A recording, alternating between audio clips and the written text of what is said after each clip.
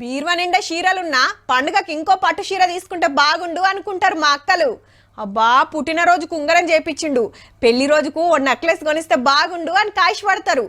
మా ఆడలకు బగ్గా ఇష్టమైన చీరలు బంగారమే. మరి కట్టని చీర కట్టాలే, పెట్టని నగ పెట్టాలే అనుకుంటారు కొందరు. బట్టల మీద ఆషాఢం ఆఫర్లు పెట్టినట్టు బంగారం మీద కూడా పెడితే మంచిగుండని చూస్తుంటారు. ఇక అసలు ముచ్చట ఏందంటే భారతదేశం నియంగానే బంగారు దేశం అయింది పో.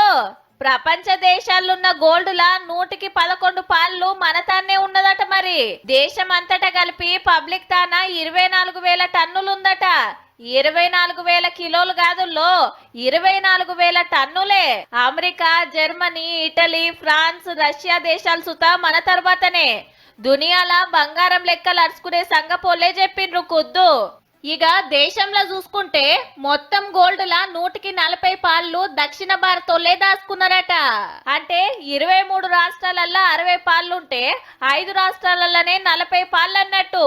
ఉత్తరం కంటే దక్షిణంలోనే కొనుడు బగ్గుంటదట. మరి మొన్న చూడలేదా, సెంటరోళ్ళు ట్యాక్సులు దించితే రేటు దిగొచ్చిందని ఎట్లెగబడ్డరు.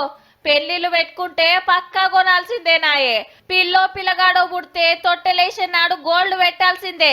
ఇక పుట్టినరోజులు, పెళ్లి రోజులు, పండుగలు, పబ్బాలకు కొంతనే ఉంటారు.